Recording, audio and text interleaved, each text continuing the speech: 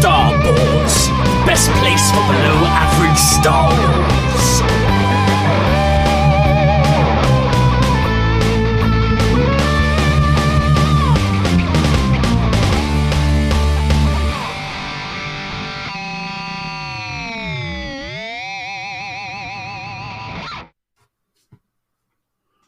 Hello there, and welcome to the Star Wars Show, a UK-based Star Wars podcast with in-depth discussions and analysis, always sprinkled with some silliness.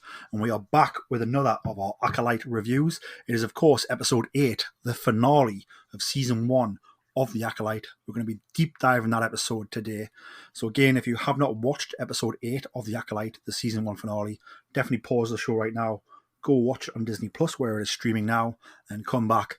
Otherwise, there's a lot of lovely, juicy bits that we're going to spoil for you. And we don't want to do that. We want you to watch it, then come and get sweaty with us talking about it. But without further ado, I am the Geordie Jedi Pete. And I am Jason Hondo Ling. And I'm Kat Rizialka. And as I said, we are back to review episode 8 of The Acolyte, which is titled The Acolyte, which is a great title, which we'll get into. So this is directed by Hanelle Culpepper, and it was written by Jason McAuliffe. Hanelle Culpepper also wrote episode 6, directed episode 6, and this was released on July 16th, 2024. But for those of us in Europe and in the UK region, it would have been the morning of July 17th when we were able to watch the show.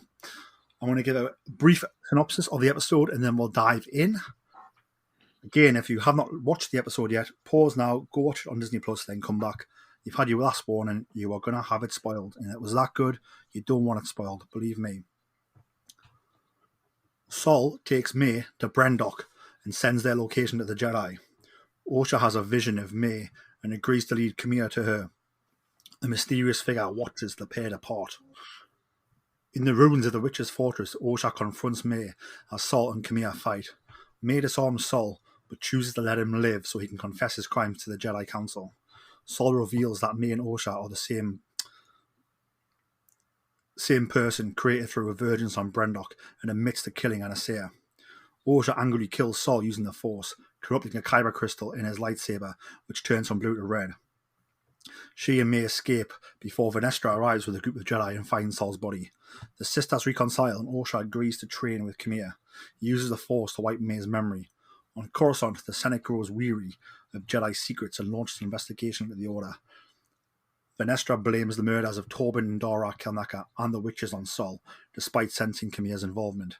Camilla was once her apprentice, and she wants May's help to find him. Vanessa reports to a Jedi Master. Okay, a lot to digest there, and that was very subtle. I think we'll go to you first, Kat, and we'll talk about sort of the sisters being reconnected here. Osha and May. What's your thoughts on, obviously, how they come together? Obviously, there's a wonderful hand-to-hand combat fight scene between Osha and May before they do reconcile. Just talk us through the journey these two have been on and sort of how it all come full circle right here on Brendok, where it all started. Back where it all began on Brendok, this reconciliation was so well written, and the cinematography of how the sisters fighting matched the beats and pacing of the stranger fighting Sol was so well done. The visuals throughout the entirety of this episode were amazing, but these fight scenes in particular were just amazing. And I think what's so interesting is we've seen a complete turnaround in both sisters. May started this series looking for revenge, being Camilla's acolyte and covered in dark robes. She's still wearing her sister's clothes that are light. They are from the Jedi. And she now wants justice. She's gone from revenge to justice. So May has had a complete turnaround in her mindset. I think Sol's admittance to the truth is a huge driver of that. And it makes May reconsider what she wants. Then in complete contrast, we have Osha, who started as a Jedi who'd left the Order, but still believed in justice, still believed in the light side of the Force. And yet we've seen her throughout this series don darker and darker clothing, become closer with Camille. And in this final episode, as she learns the truth, so she basically sacrifices a piece of herself and ultimately turns to the dark side. So the journey these sisters have been on has been a complete reflection of each other, which is so fascinating. And the fact that we learn they are the same consciousness split between two bodies, it's this sort of embodiment of the balance in the Force, dark and light. It's so clever, and everything came together with their story so beautifully, even in such a violent climactic clash between them. Definitely, it was certainly something to behold. Jason, what was your thoughts on sort of the coming together of the two sisters, the twins, the two copies of the same person, however you want to talk about it? Just your thoughts on them coming together, the big clash, and then obviously the reconciliation at the end. Yeah, obviously, in previous episodes, you know, May was always considered to be the one that had caused the death on Brendok. Obviously, that's been revealed to not be true. And Osha was seeing her over the last few episodes get darker and darker. It was obvious that, and also I think we've seen with May the way she's been with Pip, the little droid, that's shown her humanity, which obviously, when you go back to the first episode, it's has been very different. So yeah, seeing them in this episode, there was always going to be a clash. Um, it's yeah, I don't know quite how to describe the fight sequence. The way, as Kat's said, it's quite clever the way they've done the contrast with Camille and Sol fighting against each other, and then we've got obviously Osha and May with their two battles, and seeing those two fighting, in parallel, just showed really the darkness and the light. Although obviously Soul, as we've seen through the series, is a very flawed character. And I think this episode in itself has shown that it's not quite right with Soul. But as a fight sequence, this for me was really, really special, and I loved the work, especially when Sol and Camille were fighting, and you saw them sort of jump down and push against each other. I just felt that this for me was a really, really good fight sequence. I don't. I know there's been comparisons of Duel of the Fates. For me, nothing will be as good as Duel of the Fates. But this was starting to get very close to it. I want to talk about what you brought up there, especially with the droid Pip. I want to go to you, Kat, with this. Obviously we've seen sort of a switch around. The sisters have moved quite a bit from one side to the other, and then obviously reconcile at the end. But where Osha sort of joined Camille, took his lightsaber and took that as her weapon, her item. We've seen sort of May take Pip at first just to look like Osha, but in this episode we see Osha sort of see where Pip can help her get out of difficult situations, the same way as BD1 would for Carl Kestis, for example. I don't know if you talk us through your thoughts on May and Pip and how that relationship has grown in this episode compared to where it was, when Pip was trying to sabotage her earlier, and then obviously to where maybe it could go in season 2. It's really interesting because I think it shows May's progression as a character, in the sense that she's learning to trust others. When May is introduced to us, we see her very much as a lone figure. She's almost a Ronin, out for herself, trying to find her own path. We know she's got orders from her master, but May is basically on her own. She's got nobody providing help, really. Yes, Kamir is there, but he's not actively by her side all the time. And that sense of loneliness seems to progressively disappear throughout these episodes as May, but she doesn't exactly work with Basil, but she knows Basil's on board. She's around Saul, but it's through Pip that she seems to let someone in. Even if Pip is a droid, we know throughout Star Wars that droids are almost like pets. The characters can become very attached to them. So even though she has mind wiped Pip, which I still feel bad about, I did like how she's starting to forge a new bond with this new version, this factory reset Pip, letting him into her life and letting him help. Seeing Pip also turn against Osha in that final fight to protect May, it's an act of betrayal to Osha, but he does it to protect May. So it's this reversal, again, not just through the sisters, but also through Pip and who he's allied himself with. So I really liked seeing May starting to forge a bond with Pip. It would be interesting to see if she starts liking droids more, if we get more of a story, if we get a second season. And I think through the way this season ended, May would almost undoubtedly have to be letting more people into her life. She can't be a lone wolf anymore if she wants to move forward and find herself. Definitely, there's definitely parts I want to add about May's future when we come to the end of the episode. But I think they did set it up where, when she enters the Jedi Temple, they make a point of like the Jedi have got Pip and they put it somewhere, so that is still there.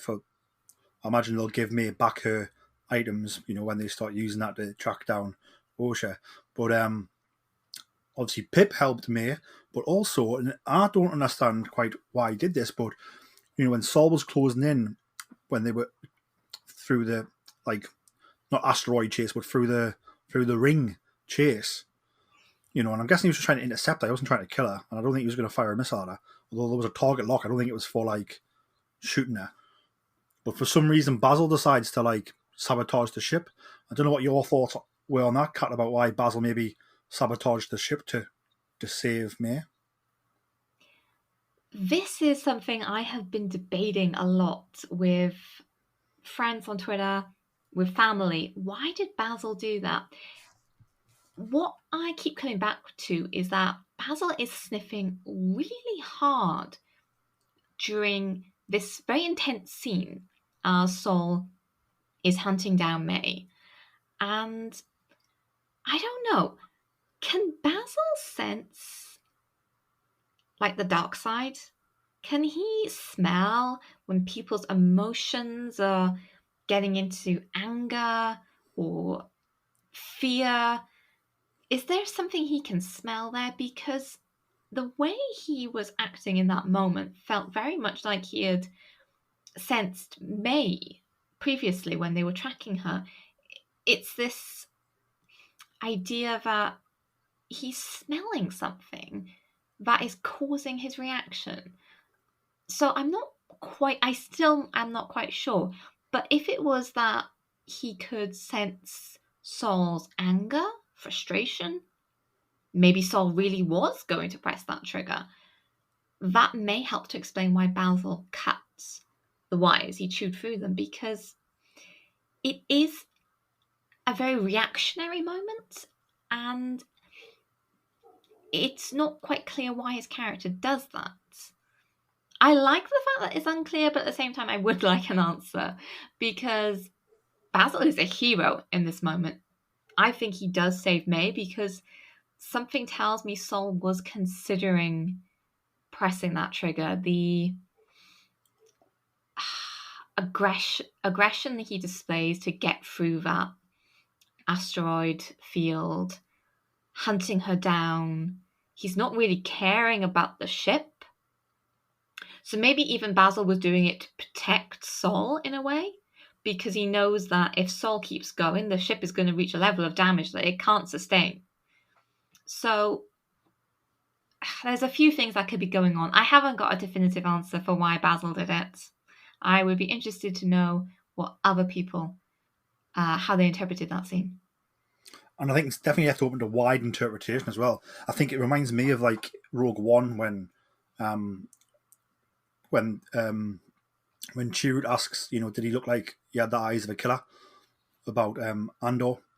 And it's because obviously he can't see, but he says the Force moves in strange ways around someone who's about to kill.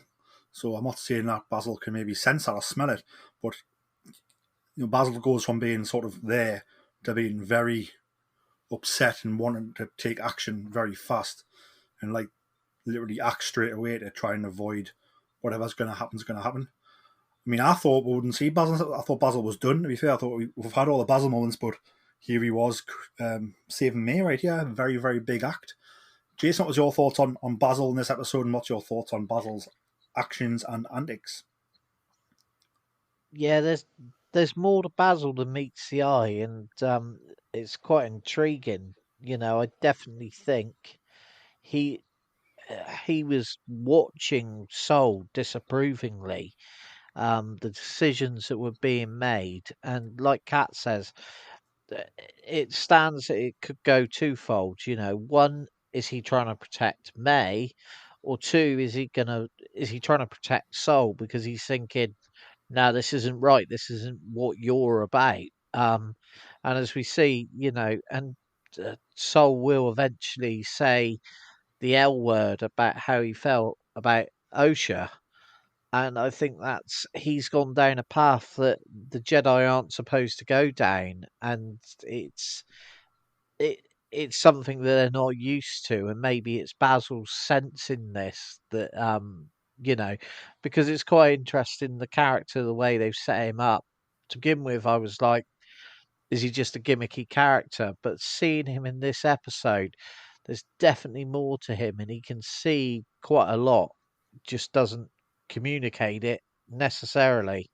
But yeah, I'm intrigued to find out more about what Basil's intentions and what was going through his head.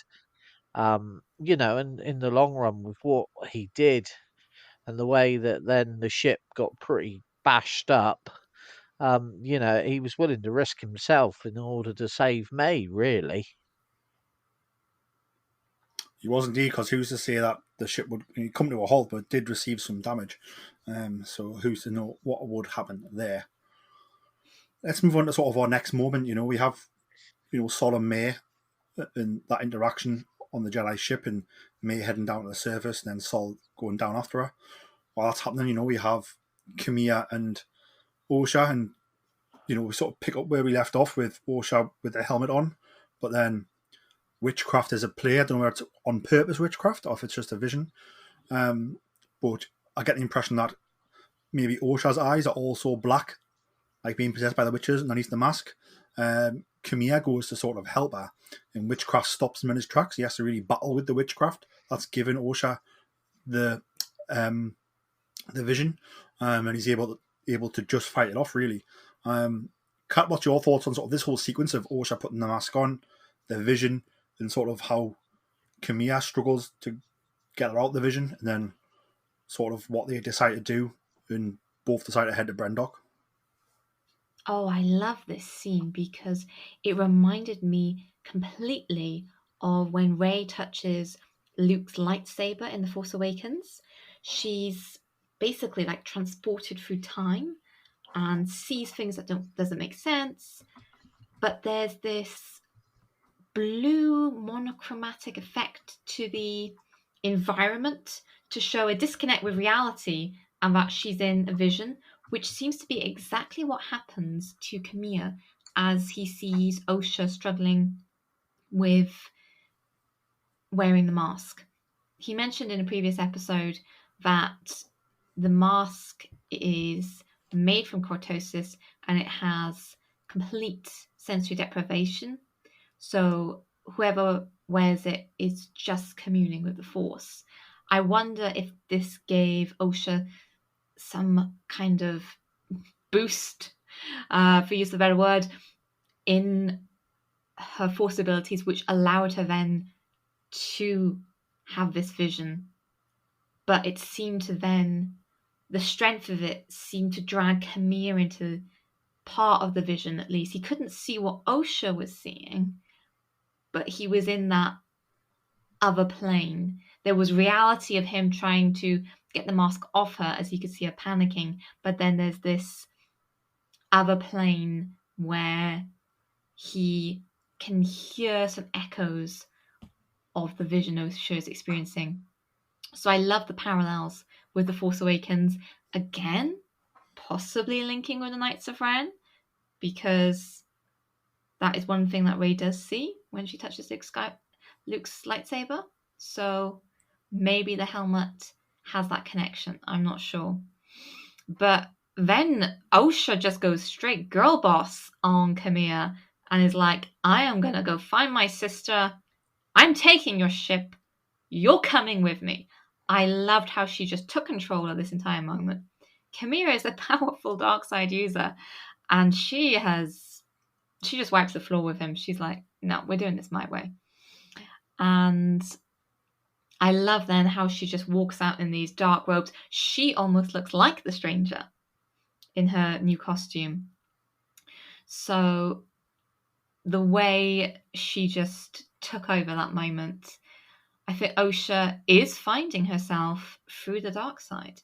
It's very interesting to have this parallel of she is turning towards the dark, yet it's not making her necessarily a bad person. It's making her perhaps into who she's always been meant to be. Just because you're a Darksider doesn't equate to being evil. We've seen Darksiders like Asajj Ventress. Not necessarily evil, just that's the path they've chosen.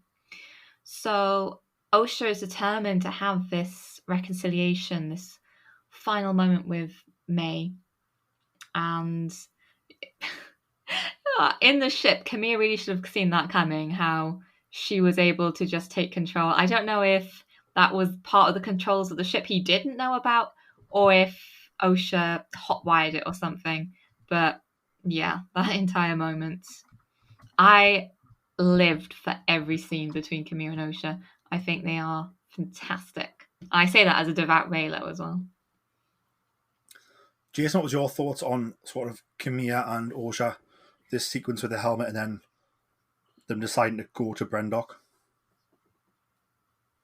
Yeah, obviously the whole thing with the helmet for me, I've seen different parts of Star Wars where they've said in the past about the possessed helmet and the control, how putting the helmet on is given control.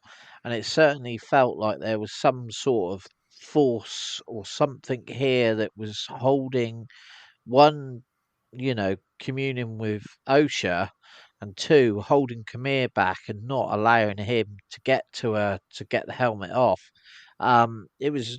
It was really quite eerie, and I think it's something that is maybe going to be explored later on in whether it's another series or whether it's in books or comic books.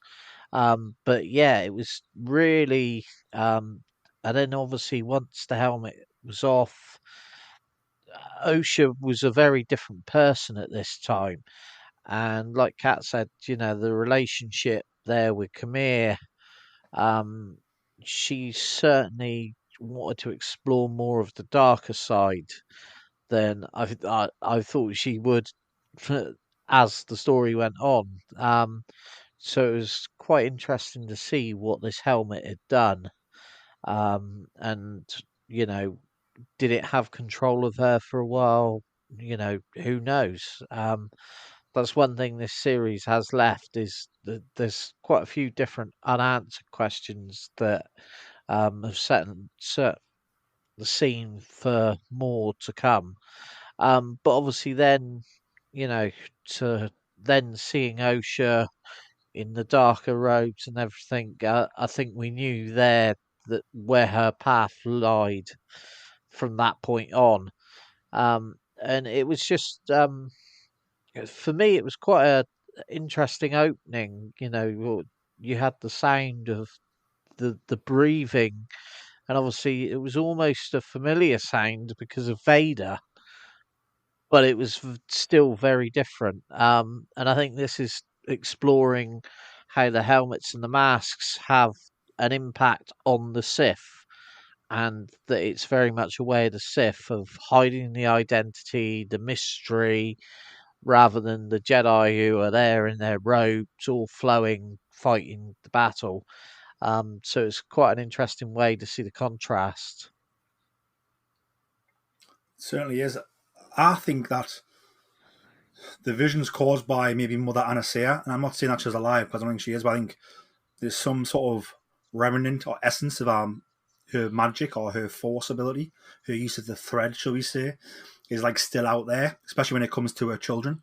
So I don't think she's probably, I don't think she's actively cognitive and doing this sort of thing, but I think like sort of her essence and her power is out there, and in this moment, it connects Osha to May when sort of this magic or Mother Anastasia's essence knows that they probably need to come together in order for this to be a good outcome. And that's why I also think when Camilla goes to help and take the helmet off, his eyes go black as if possessed, and it also cuts to a different room again, exactly the same as when happened to Tobin the first time. So yeah, I think it's the power and the life essence of Mother Anastasia and the cult of witches that's sort of making that moment happen, almost, is what I would say. Kat, let's go to you. What was your thoughts on, obviously, we have Chimera, the stranger, and Osha taken off, and then we are greeted by a shadowy, maybe Sith Lord, shall we say, the first Sith Lord maybe that we've seen in this series. If the stranger is not one, we don't know that. But I'll let you take that away on your thoughts when you've seen the creature, and then your thoughts on who it is, and then your thoughts on how it was done. I was squealing at that screen when the shadowy figure looks round that wall, that cave wall. Oh my goodness, was this a moment? Leslie, I can't believe she dropped this character into the Acolyte. I can't believe it, and I can believe it because some part of me did wonder if it was going to tie in with Darth Plagueis, because that's exactly who that was. That was Darth Plagueis. So he is a man who is a Sith Lord, and he comes from the Bane line of Sith. So he comes from the Sith line rule of 2. But that has like such an impact possibly for where the series could go, because I still don't think Camille is a Sith. I think he is just a Darksider. But if that really is Baldemnik that they're on, then Darth Plagueis had mining rights for Crotosis in Legends. Everything to do about Darth Plagueis is now Legends. So it doesn't break canon. It doesn't change anything in the current Star Wars timeline. All it's doing is bringing in Darth Plagueis, bringing in Palpatine's master. So it was brilliantly done, because having just a shadowy figure watching them, it could be anyone. And I feel that's very important, because unless you have read the book Darth Plagueis by James Lucchino, very good book. Highly recommend it if you want to get into the Legends books, then you know exactly who that figure is. But if you haven't, then it just adds to the eeriness of this world that Camille is being recluse on. And it adds to this scene of, well, maybe there's more going on than we realize. And I actually picked up Darth Plagueis earlier today because I was looking through some things to remind myself of the story. And again, this is all Legends now, but there was one particular passage that stood out to me. And I will read it verbatim now. The unbridled desires of sentience were a blessing to the Sith, for those desires birthed an abundance of zealous and audacious beings who could be used to further the cause. Plagueis had been instructed to be on the lookout for suitable beings, just as Tenebris had been when he had discovered Venomous. Again, that's all Legends now, but it does suggest that Plagueis was there just looking, just seeing what was going on. Powerful dark side users can hide their presence in the Force. Neither Camille nor Osha, I don't think, were aware that Plagueis was on that planet. And I think Plagueis was there just seeing what Camille was doing. Darksiders can find other Darksiders, especially someone like Plagueis, if he was on the lookout for a potential apprentice for the Rule of Two. But it is so exciting, and this is why I need a season 2 of The Acolyte. Not just because I need more Ocean Camille, but I need to know what is Darth Plagueis now doing in canon storytelling. Yeah, I think because obviously Osha and Camille are going to go back to this planet, right? That's where they're based.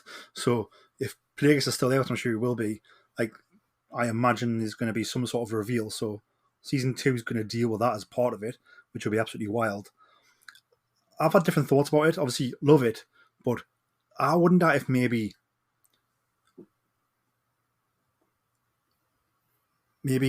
what's happened is Plagueis has maybe heard rumblings or felt rumblings about what happened on Kofar, and he's couldn't investigate because he can't just have people wielding red lightsabers against Jedi because they need to stay secret. You know, they need to stay secret until the time when Darth Maul reveals himself to the Jedi, as he says. At last, we will reveal himself to the Jedi. So I wonder if he's gone there to investigate, like he's been tracking down who this stranger is, because this stranger is risking the Jedi asking questions about the Sith's existence, maybe.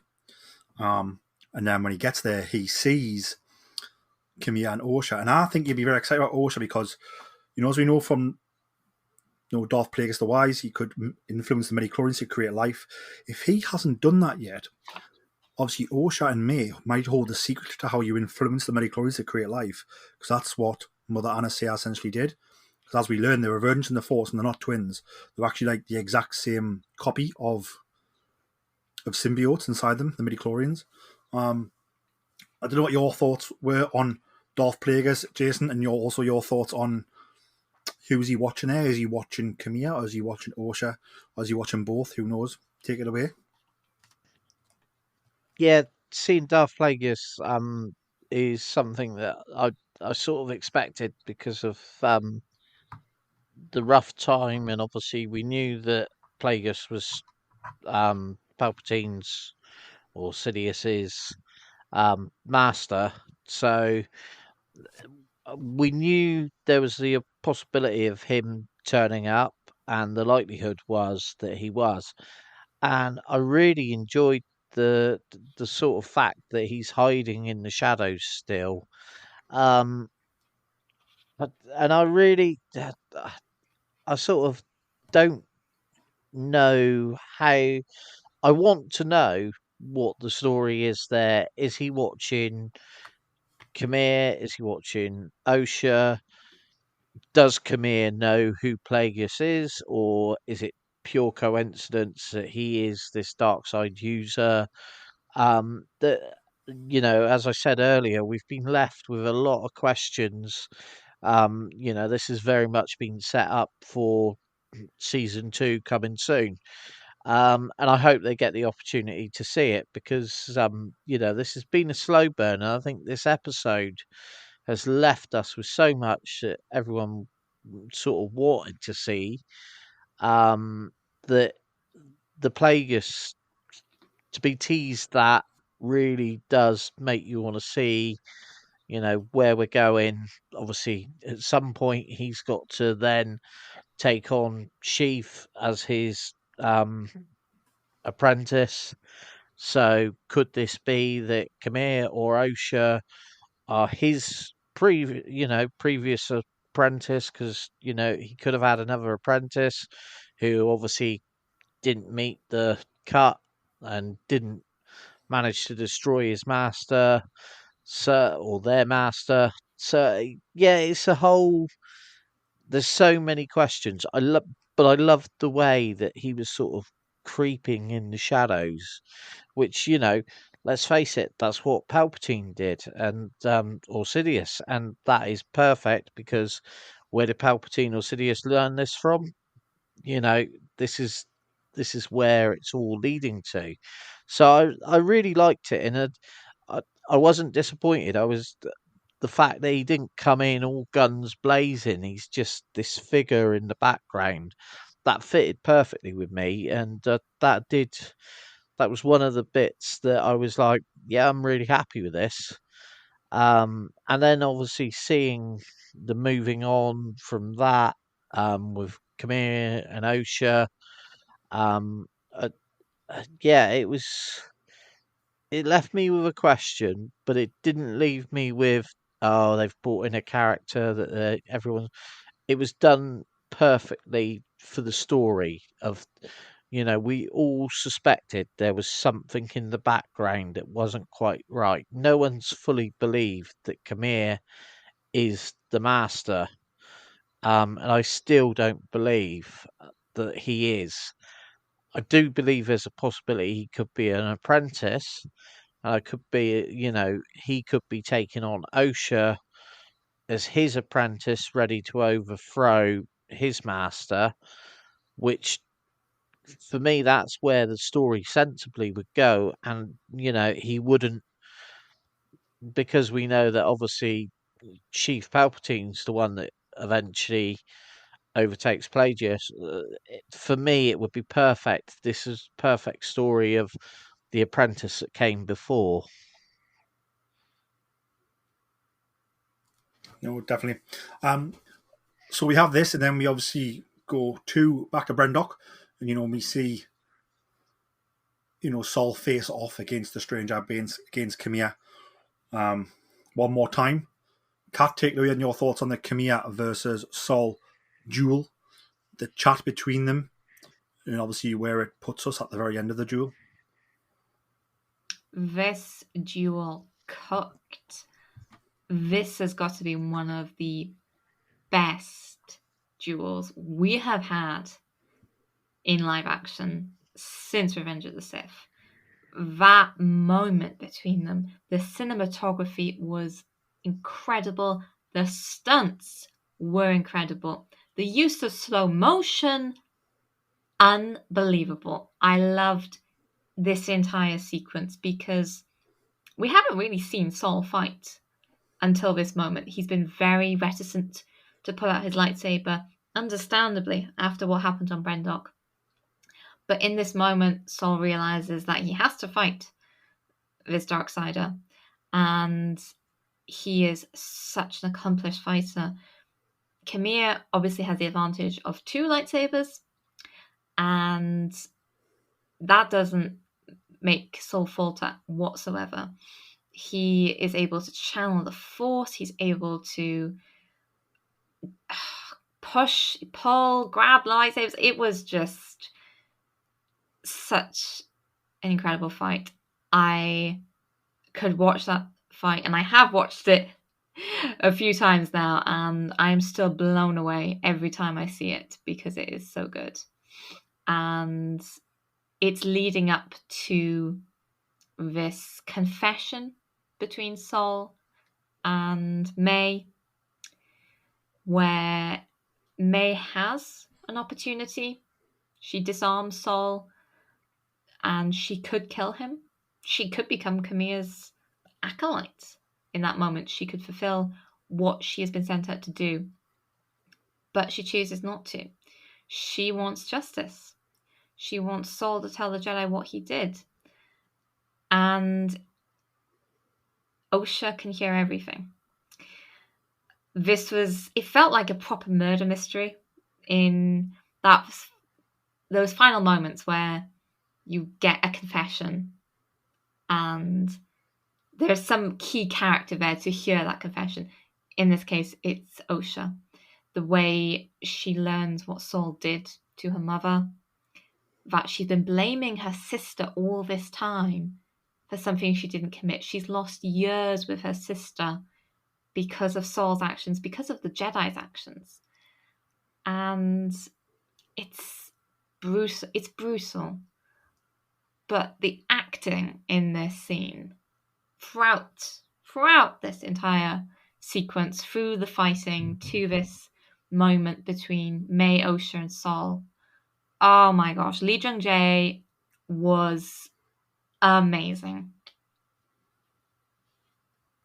No, he certainly was, and I think, I think where we saw the first battle on Kufar, I think Saul did a good job, don't get us wrong, but he was dealing with the death of the Jedi around him, the uncertainty of everything, and I think it made him, you could see it was on his mind. It made him a poorer, less in control fighter because of it, although he still held his own and survived.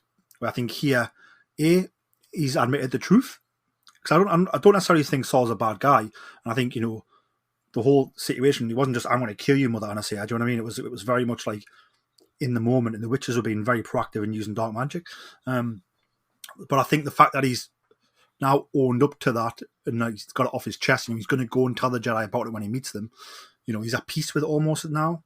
And then you see him being able to really hold his own against Camilla very confidently. He's one with the Force, one with himself.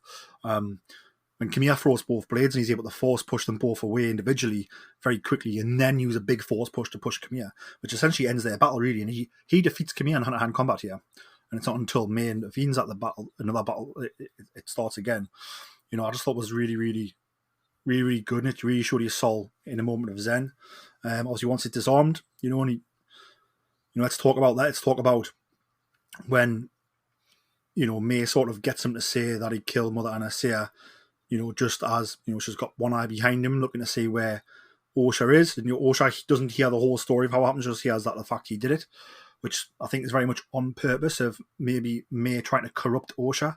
And I think what May's trying to do is May doesn't want to be the Acolyte because she's escaped as soon as she could, didn't she, really?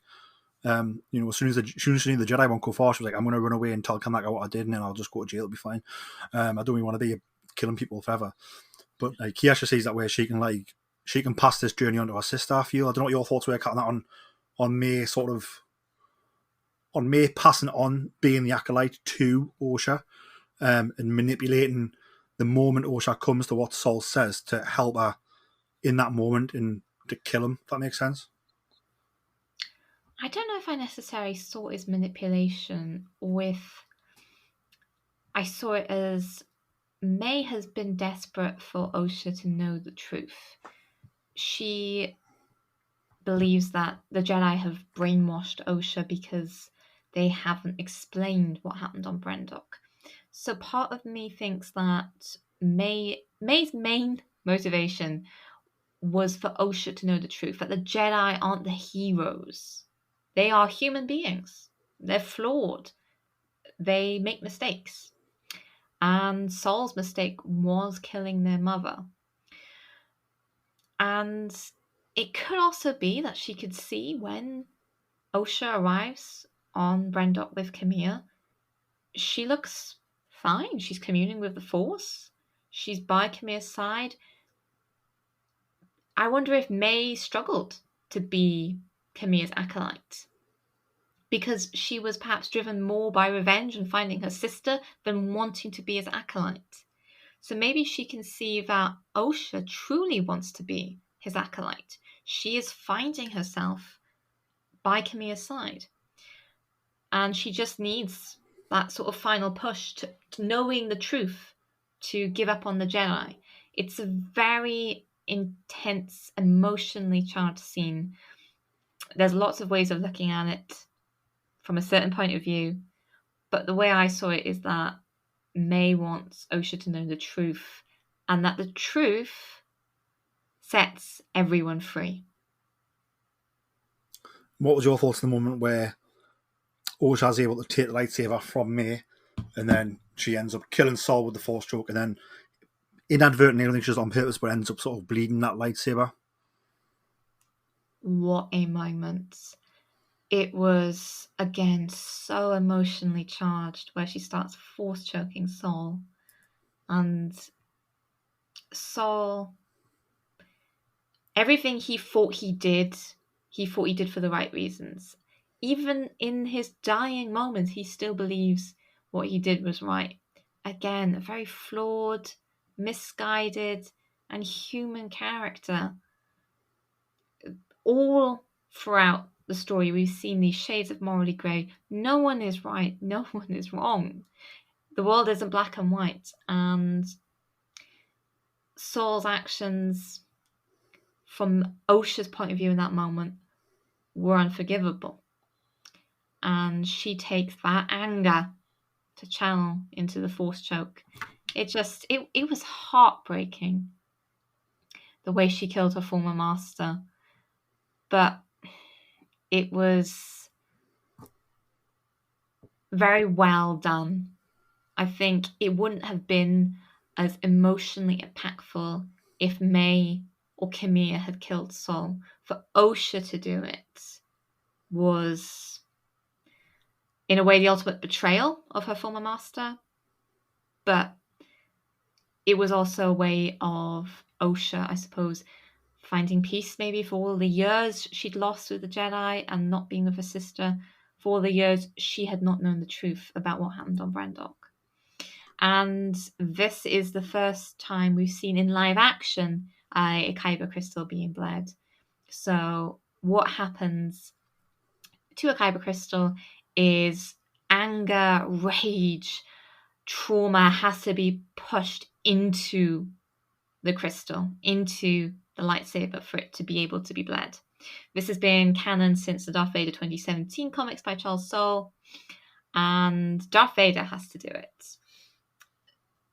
There's been some parallels of asking why didn't Anakin's lightsaber turn on Mustafar, and I think that's pretty obvious.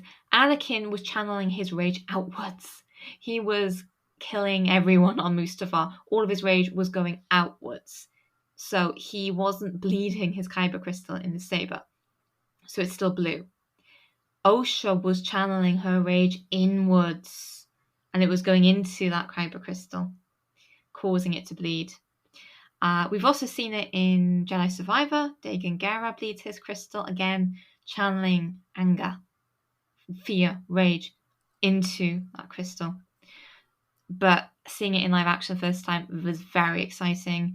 And the way it slowly bled up the lightsaber blade itself from blue to red was an amazing piece of CGI. Absolutely love that. And I think it's even more momentous that it's Saul's lightsaber she bled, so she's going to carry that with her, presumably in her continuing journey as Camilla's acolyte. Yeah, I love how we see the crystal bleed when it's in our hand before it's ignited. We see the crystal turn, which was very poetic and powerful vision. And then obviously when she ignites it, we see it ignite blue at first, and then it slowly goes red, and it's never going to be blue again, sadly, because of what's happened. I just love the fact, the series, I think, is like it's answered all of its own questions in this episode, and then has left some new ones open, which is quite cool. But I think this episode, this season, opened up with like the ultimate mission for the Acolyte, who was May at the time, was she'd have to kill a Jedi unarmed and take his weapon, because we've seen her trying to gather weapons, didn't we? Which, in my opinion, was to bleed it. But here, it's swapped from May to Osha, but here she's killed a Jedi unarmed, and she's bled the lightsaber, and therefore fulfilled the criteria to become an Acolyte, which was pretty awesome. Jason, I don't know what your thoughts were on this moment and Osha's sort of turn to sort of go in her sister's footsteps that her sister couldn't follow herself. Yeah, I think this scene was very, very powerful. And obviously the confrontation between Osha and Soul, which had to come, where basically it's revealed to her all the lies that were told over the years, and I think hearing Soul trying to still sort of justify it, because in his own mind, um, and it is, I think, if I remember rightly, it is at the point where she's got him in this force choke hold. He's trying to, and it's when he goes to say, "I did it because I love," and then it gets the L out, and then that pushes her that wasn't, you know, she didn't believe that, and that was when the anger took over. I think because she felt that if anyone really loved her, then they couldn't make these lies and make her think that her sister had done this terrible thing. So for me, it was really powerful. And then, as you say, the bleeding of the lightsaber, I did. It's something that's been in Star Wars. We've known the idea, and seeing it in live action and the way they did it. I've loved what they've done with the lightsabers in this series, and the way, like with the helmet, with the cortosis, where they've been able to short them out. All of a sudden, they haven't been this great weapon. They're still a very powerful weapon, but there is still a flaw that can be used against them. And yeah, I just really, really loved that whole idea of the blade changing to the red.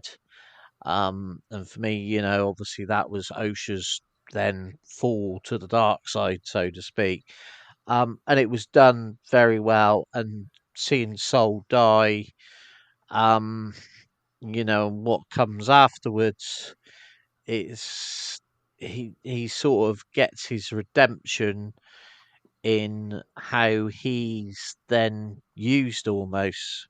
But yeah, I really did love this sequence, and I'm glad that we finally got to see the bleeding of a kyber crystal, and that whole part of the lore, so to speak.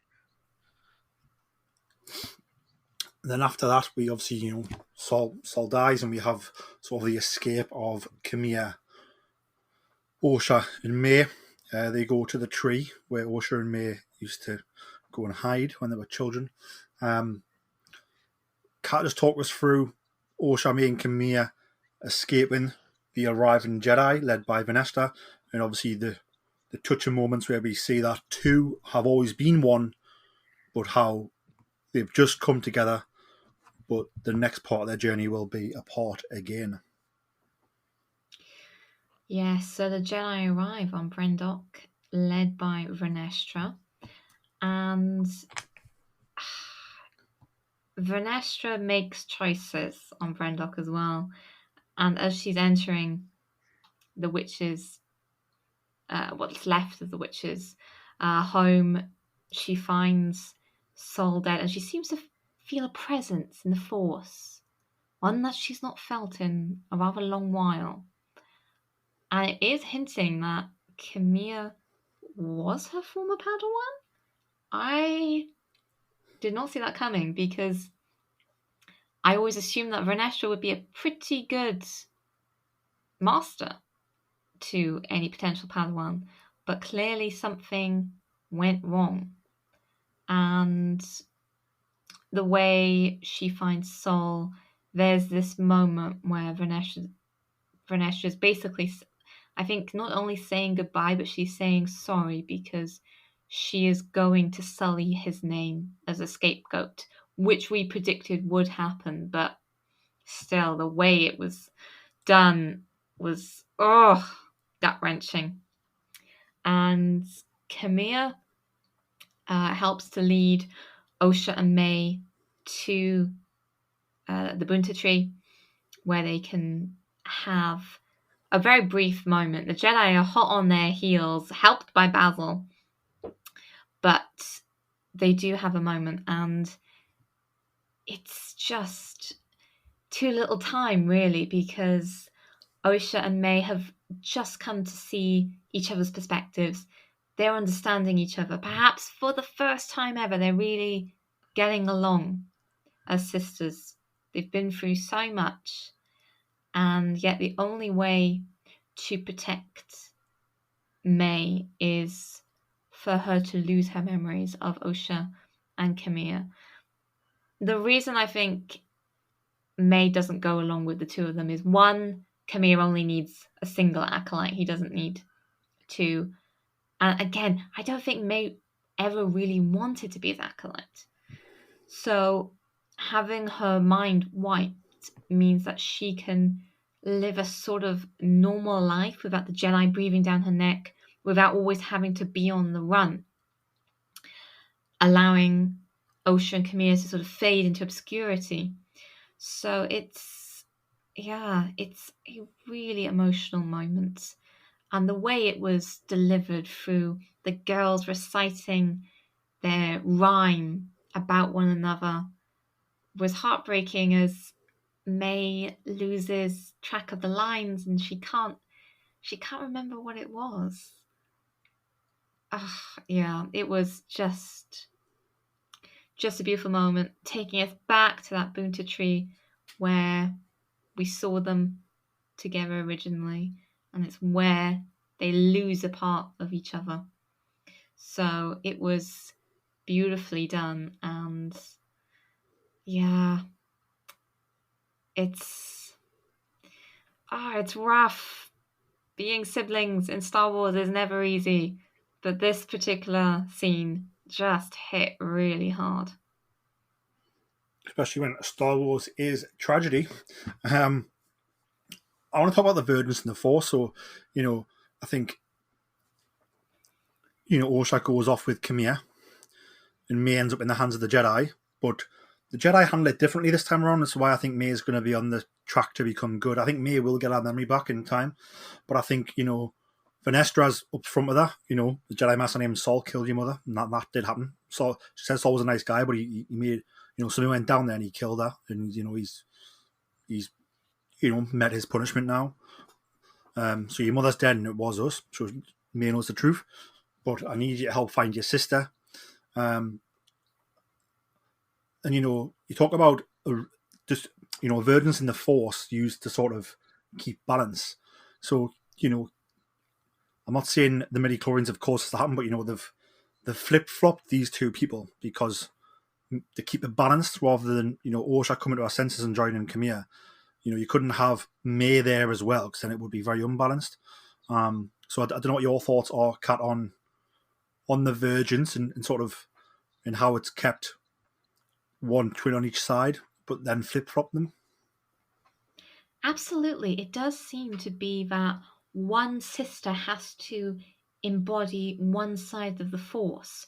So it has flipped. May now seems to be embodying the light side of the Force, and Osha has ascended to become an acolyte of the dark side of the Force. Again, neither are necessarily one is completely good, one is completely bad. That's not how the Force works. One simply is choosing perhaps to follow the path of the light. One is choosing the path of the dark side. So, yeah, having this balance, it's this yin and this yang, and it does raise questions, because is May going to train to be a Jedi as Osha trains to be a Darksider? Could that happen? And is the vergence in the Force, is it on Brendok or is it within Osha and May? I still think that it is on Brendok, because you have that very dark pit that the witches were gathered around, and you've got this very light Bunta tree. Again, could that be the light and dark perfectly in balance on Brendok, which causes an abundance of life, but at the same time, it's the vergence. So both the light and the dark are present there on Brendok. I'm not sure. but I do like how there seems to be this balance through the sisters, through the iconography on Brendock, and where it could possibly lead. That could also explain why Plagueis may be hanging around, because, again, legends now, but Plagueis did think that some commentators claim that the ability to survive death, Plagueis' ultimate goal was immortality, remember, had been limited to those with a talent for sorcery and alchemy, and that Darth Bane had referred to sorcery as one of the purest expressions of the dark side of the Force. That really could tie in with the witches. So if the Vergence has been able to be manipulated to split the consciousness of the girls, then that could be why Plagueis is suddenly interested and could have been watching Osha particularly, because he is looking for a way to gain immortality through controlling the M count. So it leaves, I think, a lot open for much more storytelling, and I want more storytelling. Jason, what's your thoughts on sort of where May and Osha end up and sort of what the future could hold? Yeah, I have to admit, this sequence of where they sort of say goodbye, I actually thought it was going to end in a slightly darker twist, because when Kamir handed Osha the lightsaber, I thought for sure that we might actually lose Osha at that point. Not Osha, sorry, May. And I thought maybe Kamir, basically had come to the conclusion that because they were basically two parts of one, that the only way that he could, they could really have the one acolyte was that the other one had to go. But luckily, it didn't go that way. And obviously, there was the whole mind wipe, which was done, as you said, really, really well.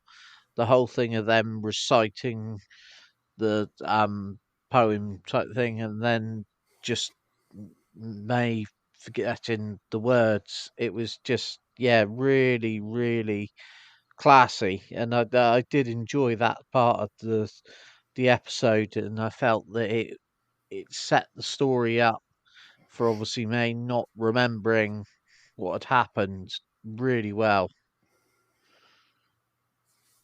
No, definitely. I think you've hit the nail on the head with all of that. Kat, let's go to you. Sort of, it had been teased that Kamia had been a Jedi, had a Jedi Master at one point, and obviously we saw the whip mark on his back from a lightsaber whip, as if for a fight. And we see sort of he's very quick, he's scared almost, and he quickly puts that helmet on once he senses Venestra, and Venestra's face goes very serious as well. And as we know, what she says, I need your help to track down a people of mine. What's your thoughts on Venestra and Kamia and sort of the tensions there and the fear and sort of in how they ended up how they have maybe? Vernestra is a powerful Jedi, and she's always been powerful. It's one of the reasons that Stellan Gios took her on as his Padawan. He could sense that there was something a little special about Vern. And for Kamia to still be very wary of her really, I think, demonstrates she holds that power. Venestra is not someone to be trifled with. Do you find it interesting that her Padawan, Kamia, fell to the dark side? Because, like I said earlier, I would have thought that Venestra would have made a very good master. She's always been good with Padawans. She's always been good with younglings. So for Kamia to turn to the dark side is tragic.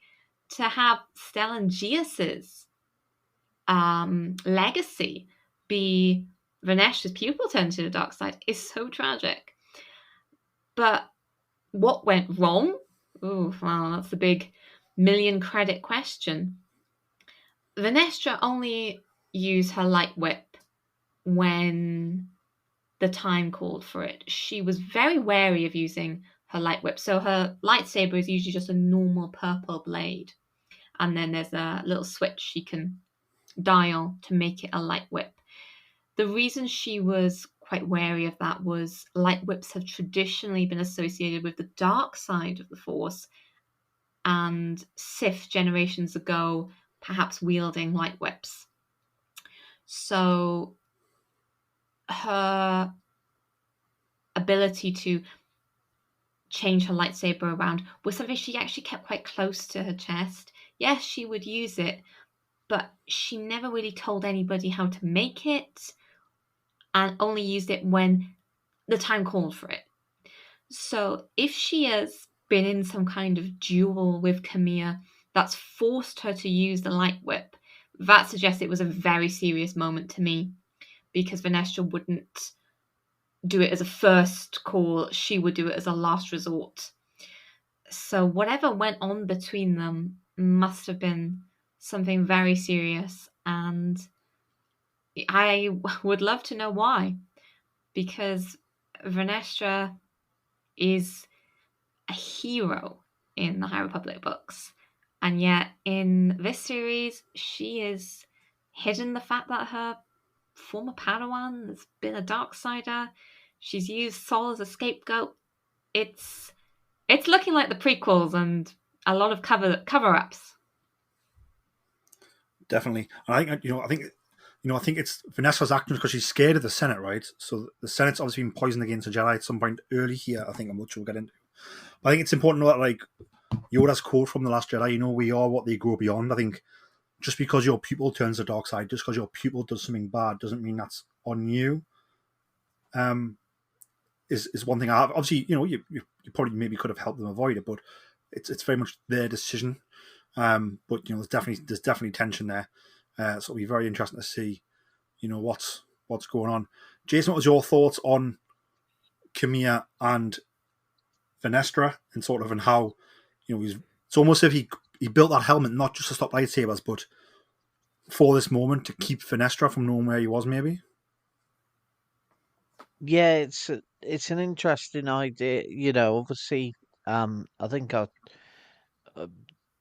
going back to the line that Camille used previously to Sol when you don't remember me or you don't recognize me, and I felt at that point I thought I think Paul Sol's come across him at some point when he was a youngling or a Padawan. So I thought there's a he's seen him at some point but doesn't know who he is.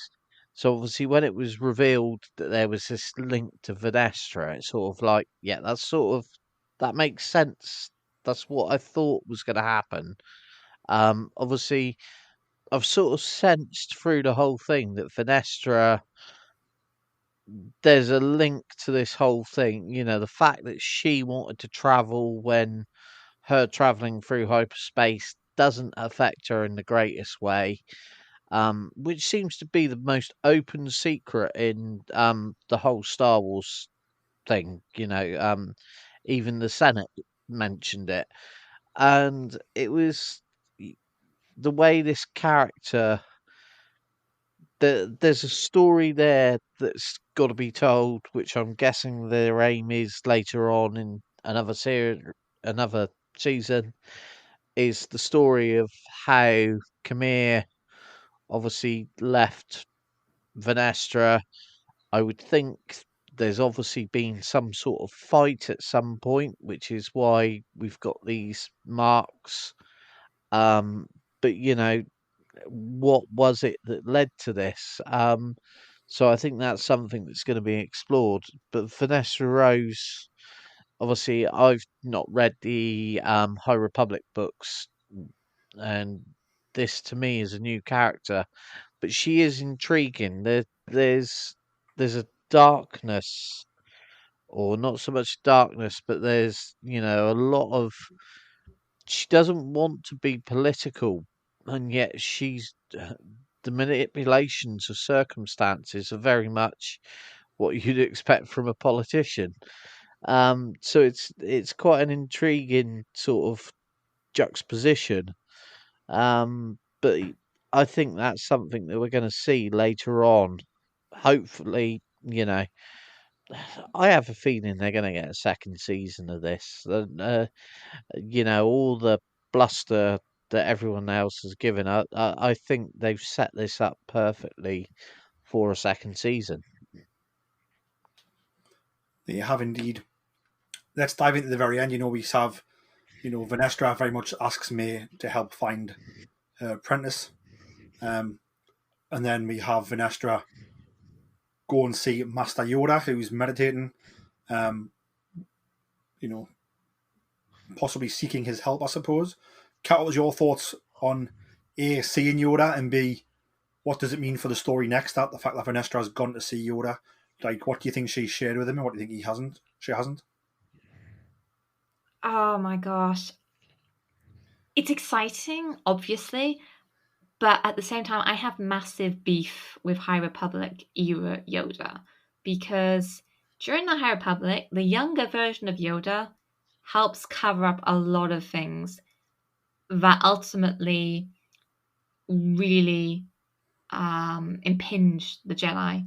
So during the High Republic, their main enemy is the Nile, but the Nile are using a creature that they call the Nameless that is able to basically petrify the Jedi into dust. It kills them because of their connection to the Force.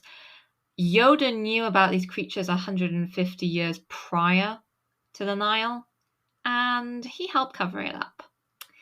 So, Vanestra going to Yoda is actually not a good sign, I don't think. Vanestra could easily be going to Yoda saying, I've messed up. My pupil, former pupil, is a Darksider, and I need to keep this a secret from the Senate. And Yoda would probably be completely on board with that plan. So it's, I think, setting up this idea of the Jedi becoming too embroiled in politics and too embroiled in Republic affairs that we see in the prequels. So having Yoda at the end, it would make me quite suspicious of what the Jedi would then be doing, because I don't think they would be doing it for truth and justice. They would be doing it to save face, especially as Rayancourt is trying to get this internal review of the Jedi pushed by the Senate. Yeah, I think that's very interesting because, like, who do we think he's working for? Because that senator, he's very much sticking his nose out. He had a very interesting chain around his neck.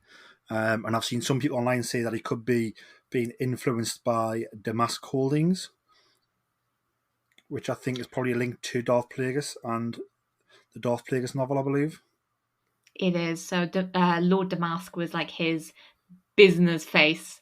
That's how he presented himself to the galaxy. He wasn't particularly much in hiding. He believed that the way forward for the Sith was to work behind the scenes, pulling the strings of the Senate to dismantle the Jedi. And to gain that influence, you need money, you need business, you need commerce. So I could definitely see a senator being in the pocket, being paid by maybe a Sith Lord to start to question the Jedi way. Because it puts the Jedi, not only does it helps the Senate maybe not like the Jedi, not trust them as much, but it also puts the Jedi in the back foot because the Jedi are now having to fight, as it's clear here, there have been for maybe a few years as well. The Jedi having to fight political battles now, which they don't want to do, but they're being forced to, right? Like he's saying, I'm going to come and review you. They don't have a choice in it. So, that's forced them into hiding some things, but it's also forced them into using their energy. And I think that's all on purpose to put them on the back foot, maybe by the Sith. And as you just said, maybe by Darth Plagueis, using this Damask Holdings as a cover and influencing this senator. Jason, I don't know what your thoughts were on the senator and on his apparent beef to sort of go toe to toe and put the Jedi on the back foot. Yeah, for me, the senator in question, Raincourt, was it was quite a big thing for me because David Harewood's one of my favourite actors. He's he's appeared in a lot of stuff, and he's got this commanding presence which you'd expect from a senator, but he's also played a lot of characters that have got hidden agendas, which is what made me, straight away, like you say, there's something about this senator. It's not just that he distrusts the Jedi. There's a reason why he's pushing for the Jedi to have this review, and for example, the comment that he made to Vanessa Rowe about, oh, you've been travelling. Um, I was surprised. It was very much of, I know things, and I want to dive deeper because I think I can get to you. So for me, he's a character that I think we'll see more of. And I hope we do anyway, because I like the idea of the political machinations and everything to do with that, and the Senate, have got a big part to play in this. Um, it's an interesting way to go. Obviously, Vanessa Rowe, she's trying to hide what's going on.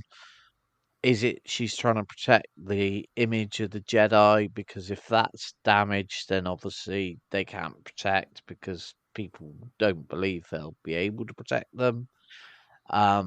Also, if people suddenly realise that there's people that aren't l- following the path, or there's so many things that there's a lot of ways this could go, and that's what I like about Star Wars. It's a world uh, very similar in some ways to what we're used to, but put into a very different galaxy. And this senator, I think, you know, he- he's part of that story. Whether he's being manipulated, I don't know. I felt that he was the sort of character that wasn't necessarily being manipulated by anyone else. I could see him being the manipulator. And as I say, just the way he spoke to Vanessa Rowe, he was very much the commanding. He wasn't afraid of the fact that she was a Jedi. So yeah, it's one of the things that they've left open ended at the end, and obviously the sequence where we see her going to Yoda, saying, we need to speak. Um, that obviously is intriguing, and the whole idea of they're trying to cover this up and keep secrets.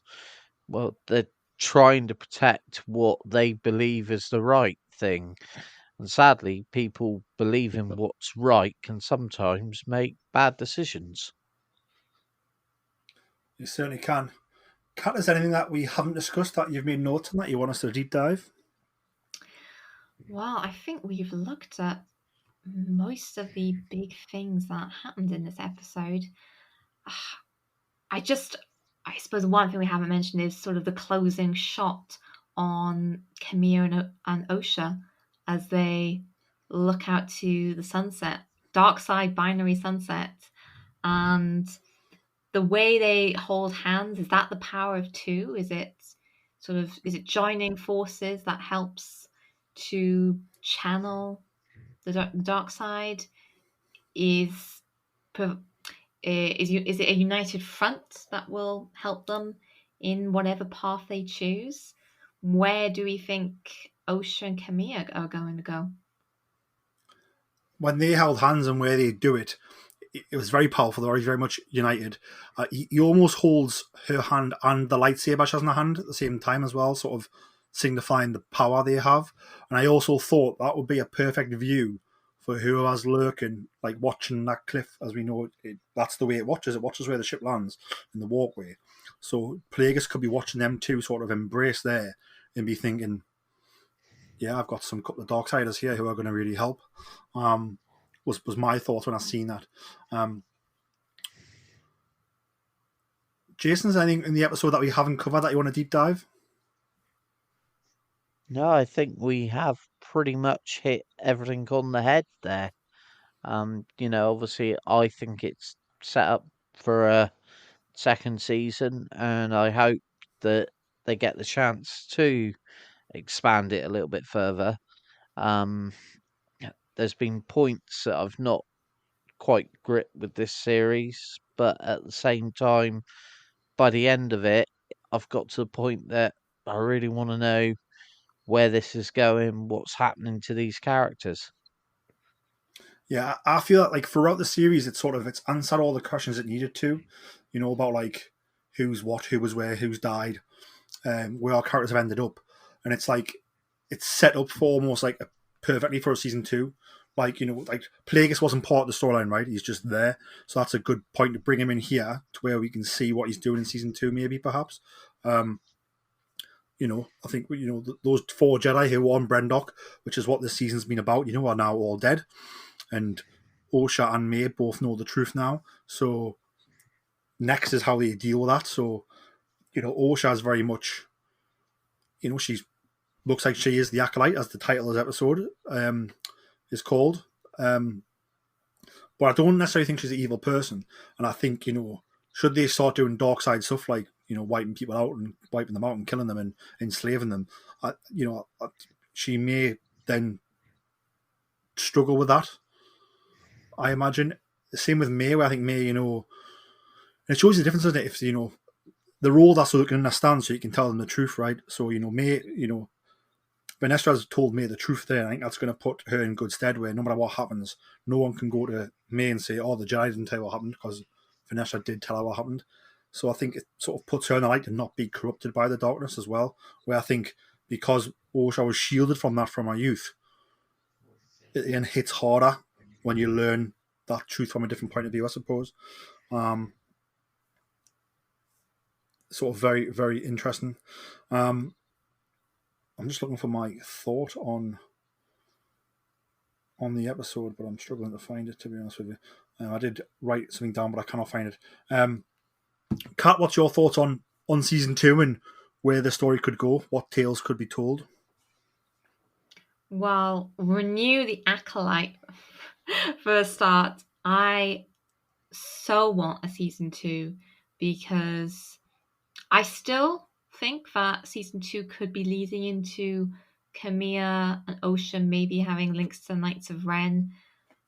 Plagueis, I think, is a great cameo to have, and I think perhaps we would certainly see Sith machinations in the Senate, but I'm not convinced he would be actively seeking out Camilla and Osha as apprentices. Again, I don't know, I'm still on the fence about Camilla being a Sith.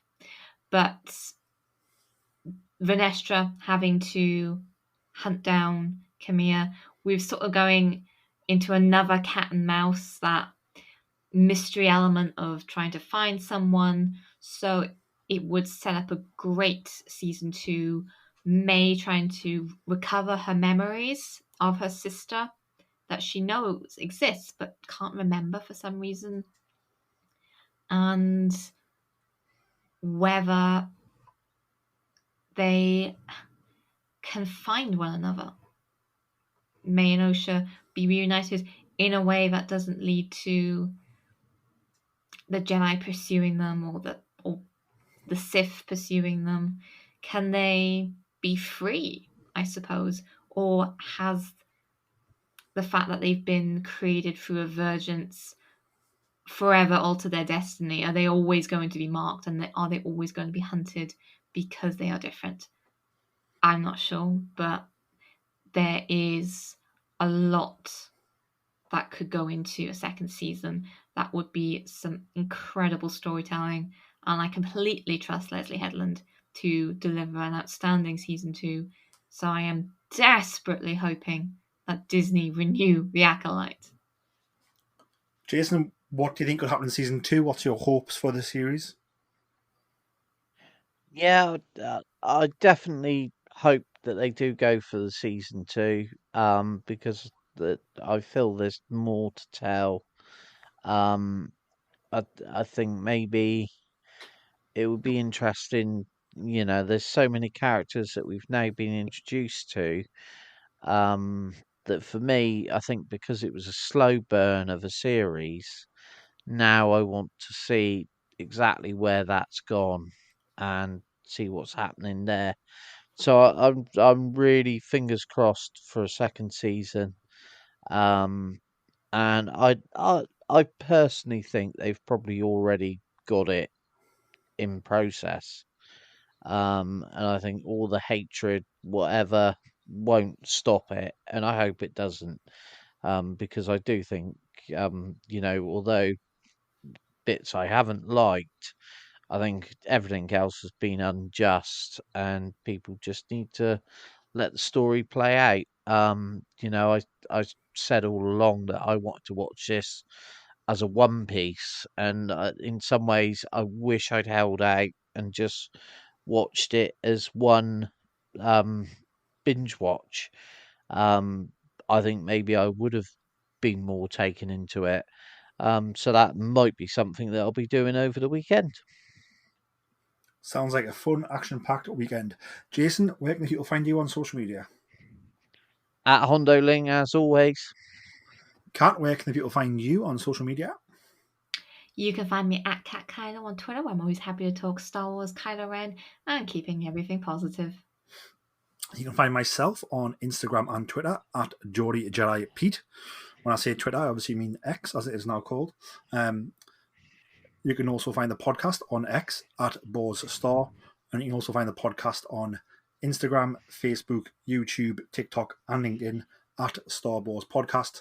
Please check us out. If you're listening on Apple Music or on Spotify, please leave us a top review, 5 stars, and a lovely sentence. It keeps us smiling all day. Only takes you a few moments, and it does help people find the show. And also, if you're listening on any of the other wonderful podcast applications out there and it has the option to leave a review, again, just leave us a top review.